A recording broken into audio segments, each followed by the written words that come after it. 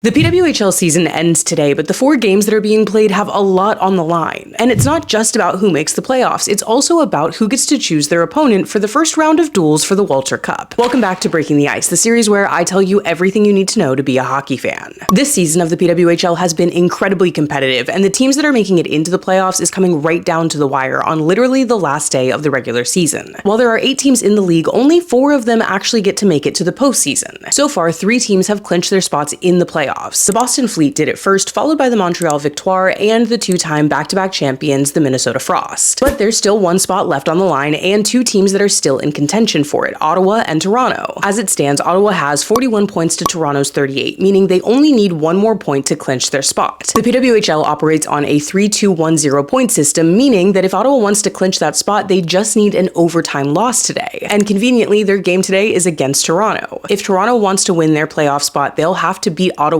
in regulation. Otherwise, Ottawa takes that 4th spot. But there's also a really big power move on the line for Boston and Montreal. While Boston was the first to clinch their spot, Montreal currently has the top seed. And whichever team ends up number 1 at the end of today gets to choose their opponent for the playoffs. Because the PWHL doesn't use conferences, the playoffs are just the best 4 teams in the league, regardless of where they're located. So when we set the bracket for those first round matchups, the first seed gets to choose out of the 3rd and 4th seed which team they want to go up against, meaning they can strategically choose based on who they think they have a better shot at beating, and based on who their 2nd seed opponent might have a harder time at beating. It's a pretty unique system that makes things really interesting, and Montreal and Boston are only separated by 1 point. If Montreal wins their game against Seattle today, whether it's in regulation or in overtime, they'll clinch that first seed. If they lose in regulation, Boston just needs a win of any kind, whether that's in regulation or in overtime. But if Montreal loses the game in overtime, Boston will need a win in regulation. But remember, all of the teams that have already been eliminated from the playoffs still have something to fight for. Because of the PWHL's gold plan, as teams are eliminated from the playoffs, they're also competing for the first draft spot. So all of these teams that have already been eliminated from the playoffs are going to have something strong to fight for against Boston and Montreal, making these games even tougher. The PWHL is one of my favorite leagues because of a lot of these systems that they've implemented. Normally, the last day of regulation might not be a pretty exciting one. Instead, because of the gold plan and the way that playoff seeding works, the last day of the regular season is 4 back-to-back hockey games with every single team in the league playing, and almost everyone having something big on the line. So if you've never watched the PWHL, today is a great time to tune in. And of course, get ready to lock in for the playoffs and follow along for the rest of Breaking the Ice.